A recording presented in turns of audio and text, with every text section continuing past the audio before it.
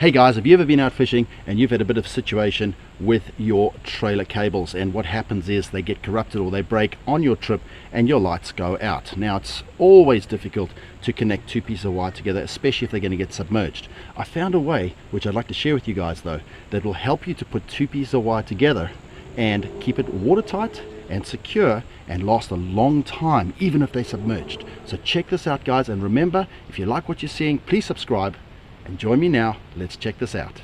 So here we go everybody. You got two sets of wires, one that goes to the vehicle over here and one that goes to the back of the boat over there. Now you want to connect those. Sometimes you have to connect them because of various reasons. They may split. In this case the trailer actually breaks over here and it actually chopped the wire off, and so I've decided to run the wire on the outside of the trailer so I can always get to it. Now the colors are there, you can see them all nicely, and we're going to see if we can get some good sealed situations here.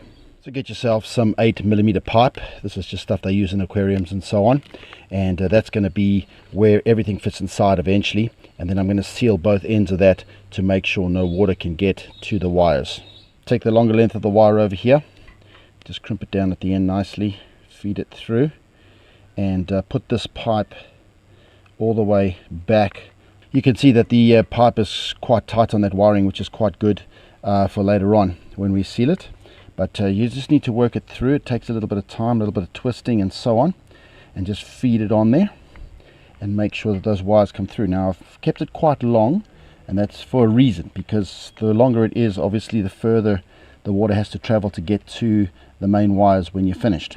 Alright, so it came through the other side, as you can see over there, and I just pull it nicely along and just keep it out of the way for the meantime. So I've got all my wires over here, and that's going to be used later, so just keep it there. Next up, you're going to need some waterproof connectors like this. They come in different sizes, as you can see, and I'm going to use the one that is sort of closest to the diameter wire I'm using. So thicker wire, obviously I would be using that, medium wire this one, the thinner wire that, and there's actually a smaller one as well, which is for very thin wire. So having a look at one of these things, very, very cool. You can see that there's a little bit of solder in the middle there. It just tints the wires, and you can see on the outside there you have two little rings, and those are actually, when they melt onto the wire, and they create a little area inside here which is basically vacuumed and stops any water from coming in either side. You will need a little piece of sandpaper, and you can just tear off a little square in the corner like this, and what that'll do is it makes sure that all your connections over here are clean. Now these are pretty clean, which is good. You can see that they're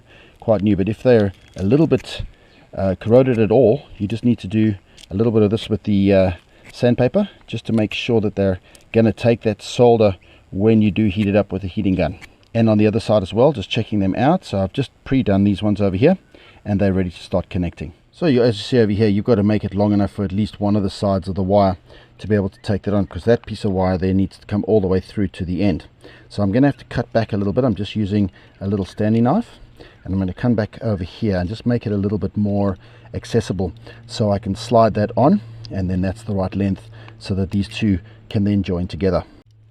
Just easily with a Stanley, just nice and smooth. You don't want to cut through the wires underneath, so always good just to bend them back a little bit like this. Little cut and a little bend, and usually it'll give away quite nicely. See how that just gives away, and very slowly.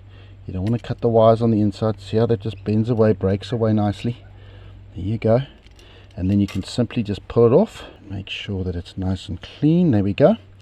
Now you can see that gives me a lot more to work with, and I haven't messed up any of the wires down below. You can see those are all good. So the white cord down the middle here doesn't do anything, so you can get rid of that. And that leaves you with all the wiring that you need to connect to the other side. So just doing one at a time, you can see I've twisted those wires nicely so that I can feed it through here, because you got to be careful, because you don't want to mess the rings up inside there, and you don't want to puncture it at all. You just send it through. Okay, and there it is. Alright, now you'll notice that one side of this is actually thicker than the other, and that's so that I can get over the join once you've got the join. Now it's as simple as taking the wire on the other side, and then you're just going to make sure you've got a good connection. The better your connection is, the better. You twist it around nice and tight on one side, twist it around nice and tight on the other side, and make sure that that is nice. As you can see there, it's nice and clean.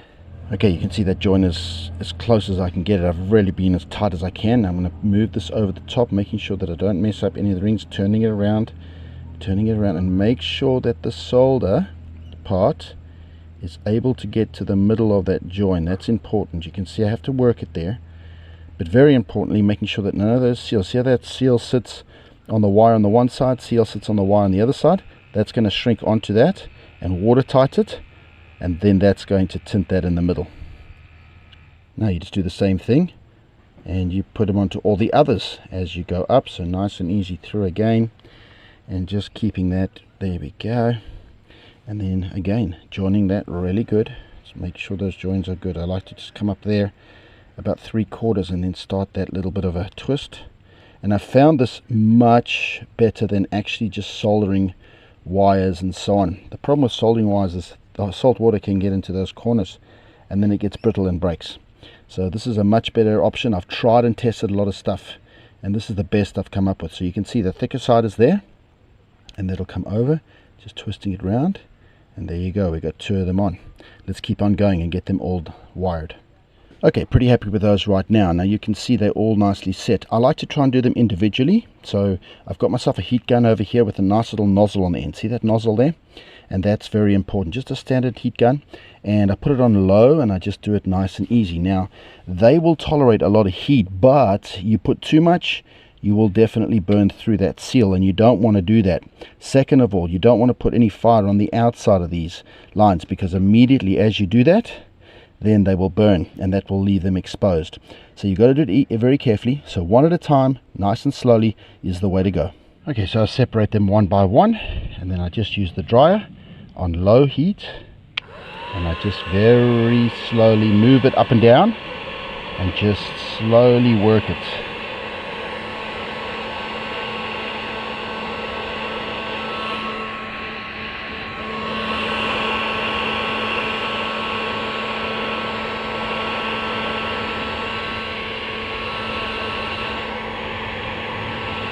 You can see how it tints up beautifully. Look at that. Making sure you don't overdo it, just enough. And there you go, look at that, that tints up beautifully. Now that's sealed on either side, that side and that side. See how it just seals onto the wire, which gives it its first line of defense against water.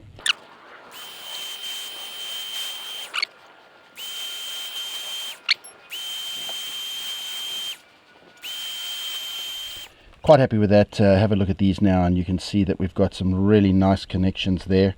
You can see how that, if I just miss it, how that starts burning the plastic. I fortunately got that away just in time, but you don't want to expose any wires. But you can see those make a really good, you can see how it welds itself onto the cover of the wires nicely, and obviously as they harden they get quite robust and quite heavy, so that's good.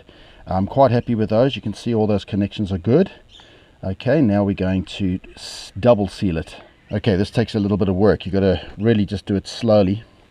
And I've got quite a long piece of pipe. Now that piping that I slid over earlier, I'm now going to try and bring over the top of this. And easier said than done.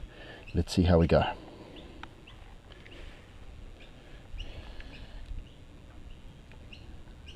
Now from a very, very distance, I'm going to just heat this up a little bit just so that it stretches over there, but not too much. Just heat it up nicely, make it a little bit malleable so I can pull it over the top there. If you put it on too long, it will burn, so you don't want to do that. But just warm it up nicely without affecting any of the wires, just very easy. Okay, nicely. That softens it up beautifully. And then you can just pull that across and over. There you go, look at that nice little window in the middle, and you can see there's a little gap in here, and that's where we're going to get the silicone in shortly. Let's do that.